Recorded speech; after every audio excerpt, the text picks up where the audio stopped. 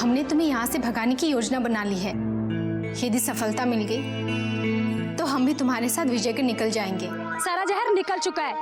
जहर निकल चुका? हाँ, अब कोई खतरा नहीं है, चलो।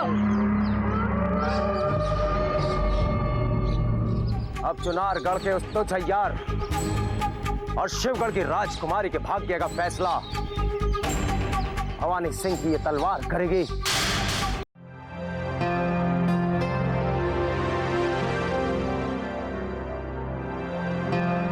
प्रणाम राजकुमारी जी। आपने हमें याद किया? हाँ भीम बलवान, ये लो, ये मूर्छित करने वाली वो औषधि है जिसके द्वारा तुम्हें कारागार के बाहर खड़े पहरेदारों को मूर्छित करके विजयगढ़ के उस अय्यार को भगाना है जो कारागार में बंदी है। हम आपकी आज्ञा का अवश्य पालन करेंगे राजकुमारी जी, किंतु आप हमारे शत्रु को क्यों भगाना चाहती हैं?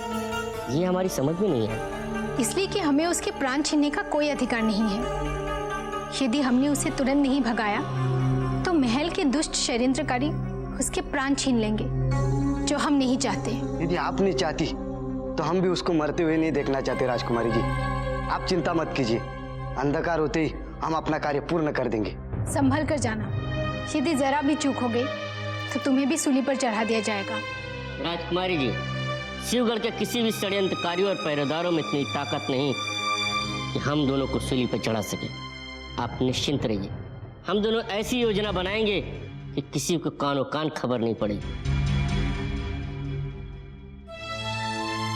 हमें तुम पर गर्व है।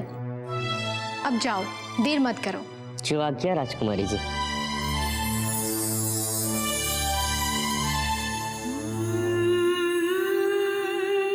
अब आप भी तैयार हो जाइए राजकुमारी जी, क्योंकि भीम और बलवान अवश्य हमारी योजना पूर्ण कर सकते हैं।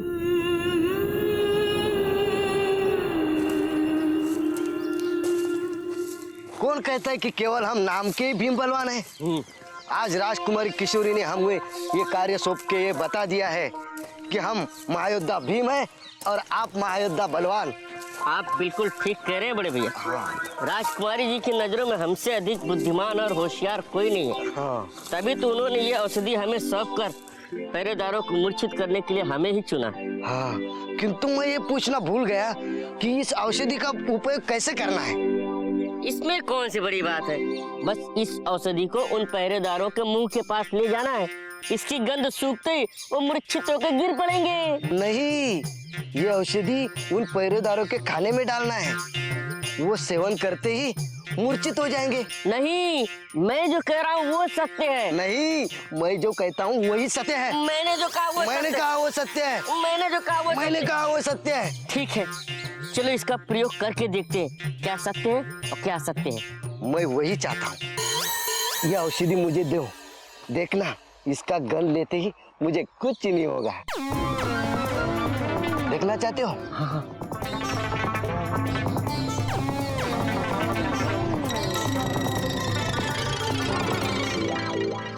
भीम भैया, भीम भैया, भीम भैया, भीम भैया, भीम भैया, भीम भैया, भीम भैया, आप मुझे डरा रहे हैं। ये सच में मूर्छित हो गए।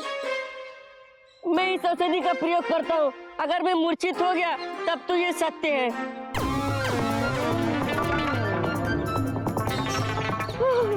सत्य है, सत्य है, सत्य है।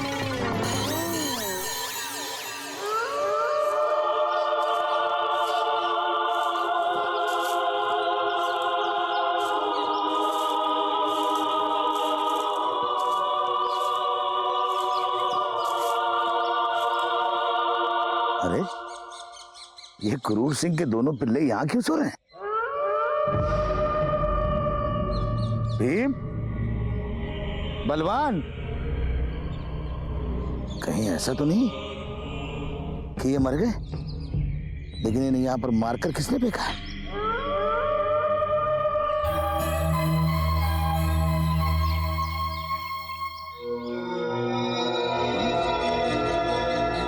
सुना था शैतान कभी नहीं मरता, लेकिन आज पता चला कि शैतान के बच्चे कभी नहीं मरते। ये तो बेहोश हैं, लेकिन इन्हें बेहोश करके यहाँ पर किसने डाला है? ये जानने के लिए इन्हें होश में लाना बहुत जरूरी है।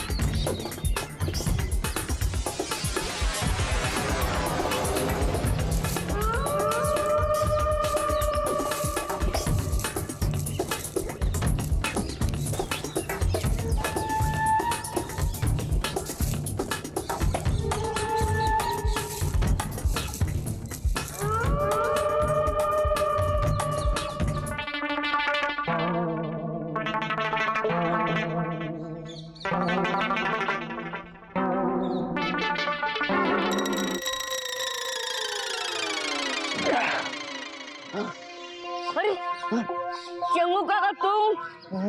चंगू क्या है? अरे भाई मैं तो यहीं पर घूम रहा था, लेकिन तुमको बेहोश करके यहाँ पर किसने डाल दिया? अरे हम उस औषधि के कारण मूर्छित हो गए जिसे राजकुमारी जी ने कारागार के उन पहरेदारों को मूर्छित करने के लिए हमें कहा था, लेकिन इस मूर्ख भीम की वजह से हम स्वयं भी मूर्ख हो गए। मैं तो अपने मूर्खता से मूर्छित हो गया, किंतु तू कैसे मूर्छित हो गया? तेरी वजह से। तेरी वजह से? तेरी वजह से। तेरी वजह से। रे अच्छे बच्चे लड़ते नहीं हैं मेरे बच्चों। मुझे ये बताओ कि शहजादी आलिया ने तुम्हें खुफिया कैदखाने के सिपाहियों को क्यों मारने भेजा था? अरे उस विजयगढ़ के अय्यार को भगाने के लिए, जिसे आप मारना चाहते हो, और क्या?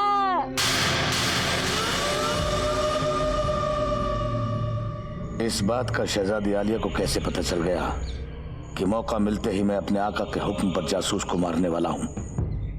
खुद को बचाने के लिए जरूर शहजादी आलिया को भवानी सिंह ने भड़काया होगा। हम सच कह रहे चंगू काका, किंतु आप किस सोच में पड़ गए? नहीं मैं किसी सोच वोच में नहीं पड़ा हूँ। अब तुम बताओ मेरे नन्हे मुन्ने आधे अधूरो कि शहजादी आलिया को ये बात कैसे पता चली कि मैं उस जासूस को कत्ल करना चाहता हूँ? अब एक ही दिन में सारा राज जानना चाहते हैं क्या चंगू काका? किंतु बड़ी आश्चर्य की बात है कि जिस राज को सारा राजमहल जानता है उसे आप नहीं जानते। वैसे ये राज राजकुमारी तक उस महायोद्धा ने पहुंचाया है, जो महायोद्धा हम दोनों महायोद्धाओं से बड़ा महायोद्धा है। अब आप सोचते रहिए कि बड़ा महायोद्धा कौन है। अच्छा अब हम चलते हैं। चलो भीम। चलो महायोद्धा बलवान।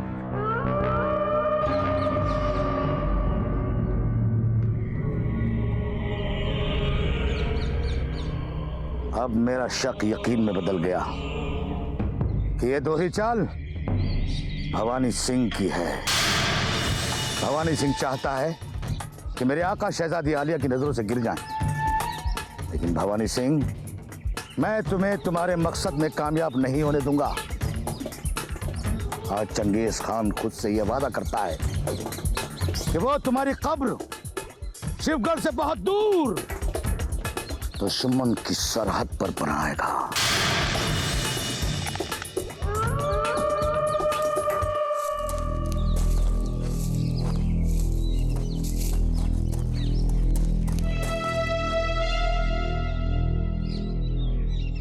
हे ईश्वर, तूने मुझे बाबा रुद्रनाथ के पवित्र आश्रम तक तो पहुंचा दिया। बस अब इतनी कृपा और कर दे कि बाबा का क्रोध शांत हो जाए और बाबा चुनार कर चलने को तैयार हो जाए। तू ईश्वर से क्या प्रार्थना कर रही है मूर्ख? हमारी आज्ञा के बिना हमारे आश्रम में प्रवेश करने का दुस्साहस तूने कैसे किया? क्षमा कर दीजिए बाबा। बाबा, आपके आशीर्वाद से महारानी चंद्रकांता पूर्ण रूप से स्वस्थ हो चुकी हैं और स्वस्थ होते ही उन्होंने सबसे पहले आपका आशीर्वाद लेने की इच्छा व्यक्त की है। इसी कारण मैं नहीं! अब हम किसी को अपना आशीर्वाद देने नहीं आएंगे। चली जाओ यहाँ से। अन्यथा अभी हम तुझे भस्म कर देंगे। जाओ। कर दीजिए मुझे भस्म बाबा, क्योंकि अब आपको अपने साथ लिए बिना मैं चुनारगढ़ के महल में कदम भी नहीं रख सकती। मैंने महाराज और महारानी को वचन दिया है कि अब आपको अपने साथ लिए बिना मैं वापस नहीं लौटूंगी, अन्यथा आपके इस पवित्र आश्रम की पवित्र भूमि पर ही अपने प्राण त्याग दूंगी बाबा।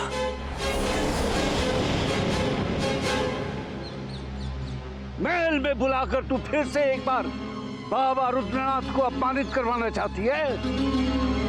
क्या तू भूल गई कि वीरेंद्र सिंह और चंद्रकांता के पुत्र ने बाबा रुद्रनाथ का घोर अपमान किया था? क्षमा कर दीजिए बाबा,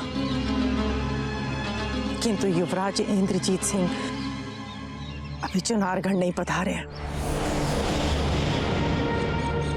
क्योंकि महारानी चंद्रकांता जब तक आपके दर्शन नहीं कर लेंगी, उन्होंने अपने दोनों सुपुत्रों के मुख ना देखने का संकल्प किया है। तो जा कह दे अपनी महारानी से बाबा रुद्रनाथ अब नहीं पधारेंगे। अब खड़े खड़े मुंह क्या देख रही है? जा। बाबा, बाबा, अब आपको साथ लिए बिना मैं नहीं जा सकती।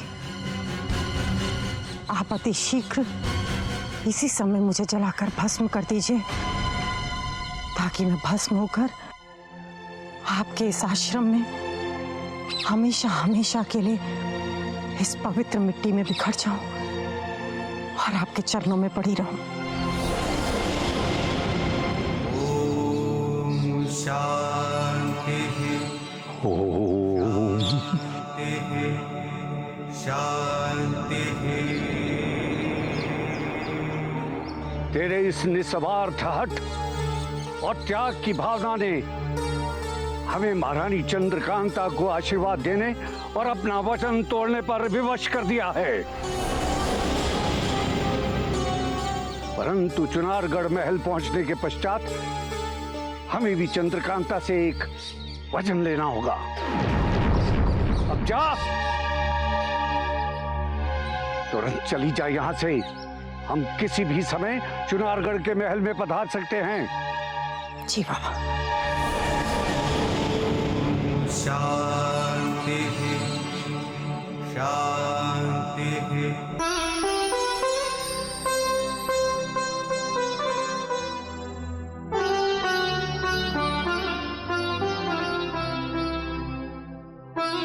महाराज महारानी की जय हो।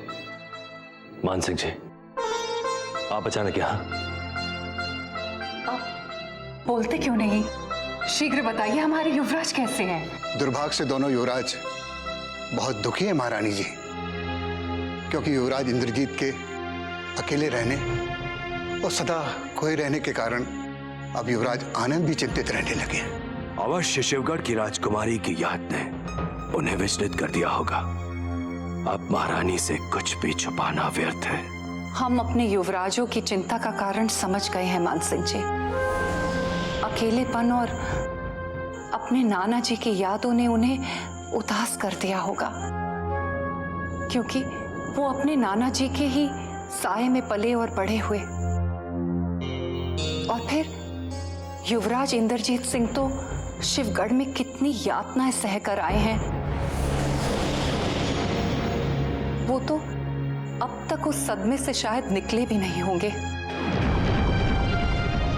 हम तो कहते हैं कि दोनों युवराजों को चुनारगढ़ ही बुला लेना चाहिए, ताकि हम दोनों से मिलकर उनका मन बहल जाए।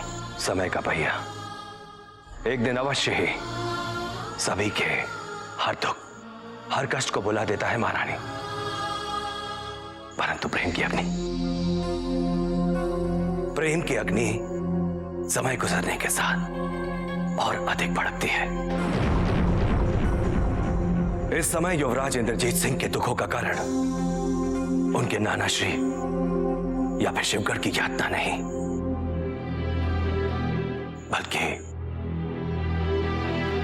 बल्कि शिवगढ़ की वो राजकुमारी है जिससे वो प्रेम करने लगे हैं महारानी। नहीं, हमारे युवराज इंद्रजीत सिंह हमारे शत्रु शत्रु की पुत्री से कभी प्रेम नहीं कर सकते, कभी नहीं। ये कभी नहीं हो सकता। ये हो चुका है महारानी, ये हो चुका है।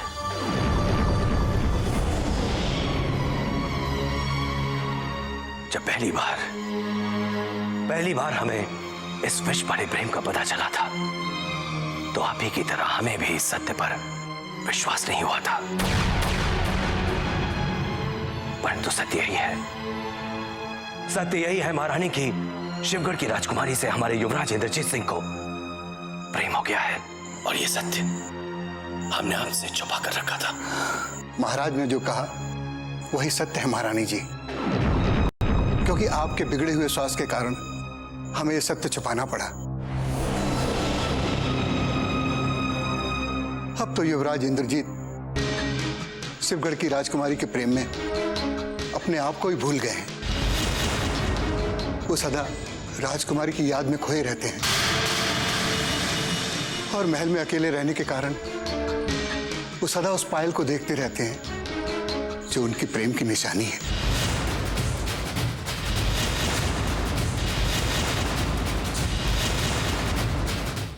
शिवगढ़ जाते ही हमारे युवराज इतने पराये कैसे हो गए? जिसके प्रेम में उन्होंने हमारा दिल दुखाया है, क्या वो ये नहीं जानते कि वो हमारे सबसे बड़े शत्रु की पुत्री है? उस शिवदत्त की जिन्होंने हमें सिर्फ कष्ट ही कष्ट दिए हैं, और जो आज भी हमारा सर्वनाश करने के षड्यंत्र रच रहे हैं। क्या वो भूल गए कि उनके प्रेम की नैया कभी पार नहीं लग पाएगी? और महाराज, आप ये सब जानते हुए भी आपने युवराज की इतनी बड़ी भूल को हमसे छुपाया। हम आपको कभी क्षमा नहीं करेंगे। महारानी, अपने पुत्र की भूल का दोष आप हमें मत दीजिए। आपका बिगड़ा स्वास्थ्य, आपकी मूर्छित अवस्था, आपके पिताश्री की अकाल मृत्यु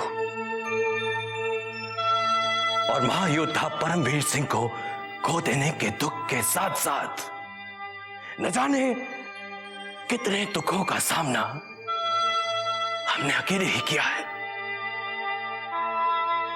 और आप हम ही को दोषी ठहरा रही। अपने आंसुओं को छुपाकर हम दूसरों के आंसू पोंछते रहे। जिसका हमें यह फल मिला, हम अपने आंसुओं को पीकर अपने दुर्भाग्य से लड़ते रहे। महारानी, आज आपके इस व्यवहार ने हमारी आंखों से आंसुओं को झलका ही दिया, झलका ही दिया।